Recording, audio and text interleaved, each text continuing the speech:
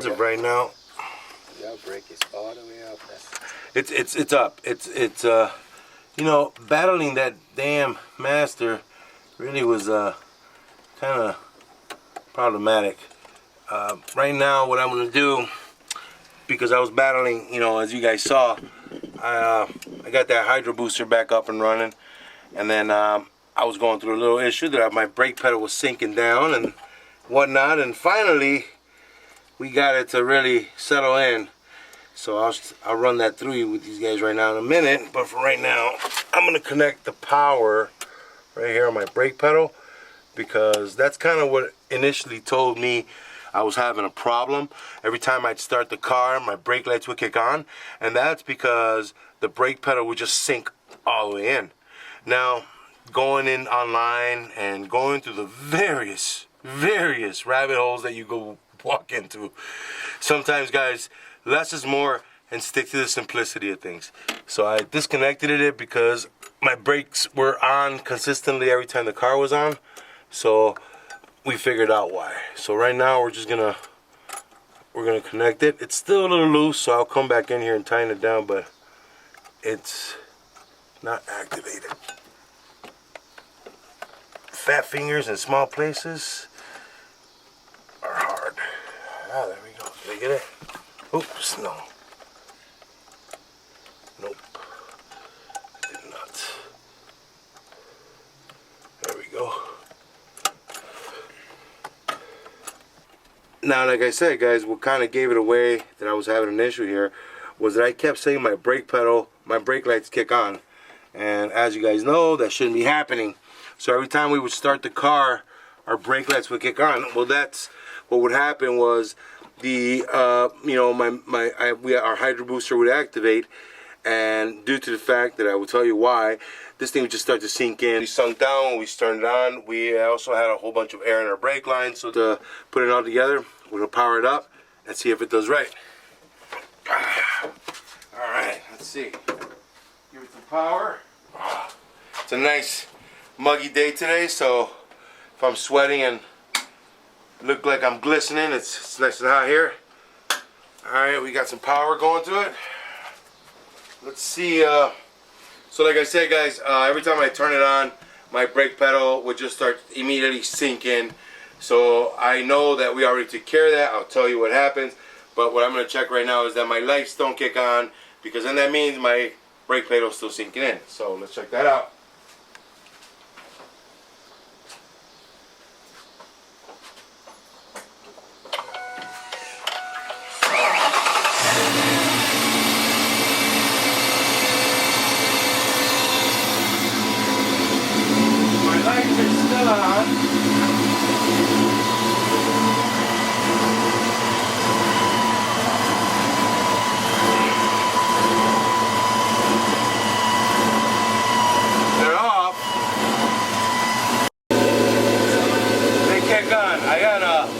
I got a spacer that's about 1/8 of an inch behind it on the plate, because I thought it was crushing the pedal.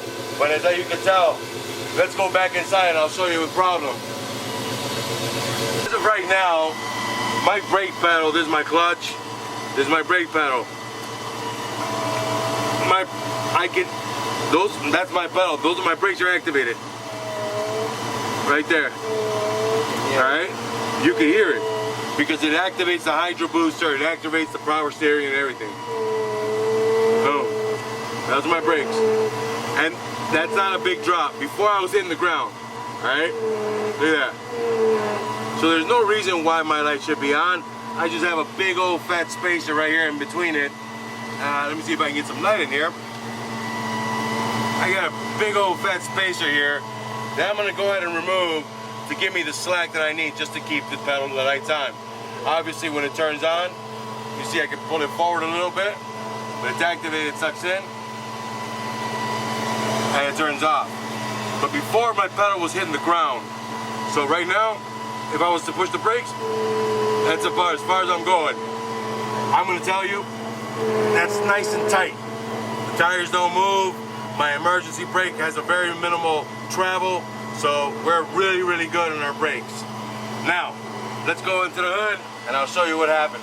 Now I came to the back here because I wanted to check out a couple things. Before, my pedal would stay active. After I shut off the car, these lights would still be on. You can tell that I don't have a lot of travel on the pedal anymore. So when I turn off the car, the pedal travel comes back up, which is very minute. Kicks on my lights back off. So I know it's working. Everything's working properly. I just gotta get rid of that big stupid spacer I put in there. So that's what I'll do. Let's go under the hood. All right. So, a couple of things that ended up happening here. When we took off our hydro booster here, and I had to rebuild it, everything, prior to doing that, when I installed this thing, guys, I would stress you, please, bench bleed this thing. My drama, my dilemma, all it really was a bunch of air. And I'm talking about almost 2.5 hours of trying to bleed this thing, air, you know. And initially, I went ahead and I started, even though I had already installed it, and even though I thought I did a proper bench bleed on this thing, I did not. So I still had a pocket of air in this thing, which was giving me that faulty drop on my pedal. And then I had to kind of keep playing with it. But once I got it all really done, I went ahead and I started off, I didn't take it off from here again. I just went ahead, opened these two bleeder screws up, went straight into the container. And then our good friend Mano Negra just assisted us with some pumping action. And I'm going to tell you, it took almost about from half an hour to 45 minutes to really get all the air out of just this master cylinder. And initially what we were going to do, we were looking for a brand new proportioning valve that's right down here. And this is a stock proportioning valve. And as most people have seen, and all of the builds that I've seen, most people are using the stock proportioning valve. So we just did the exact same thing. But I thought that because it's old and it was an original proportioning valve and yada yada yada, as most of the yes and no's go in your head, I thought this was ruined. So we went ahead and got a new one. But it ended up being that I just started to bleed here, and then I slowly started to kind of systematically bleed the system. We got the Maximum Motorsport T connector right over here that helps us to our rear brakes. Not only along with that, I kept second guessing myself, thinking that because I had an additional proportioning valve at it, or right over there by Ford Performance, that was throwing me off. It wasn't. It was just a bunch of air, and you guys just got to be patient with it. Really, really, really go through it. Have a good buddy to help you out. Get all the air out of it, man, because it is a pain in the butt. It is a lot of work, you know, to just keep going through it thinking that you messed something up when it's very, very simple. It's just air in your proportioning valve. And that's basically what we did.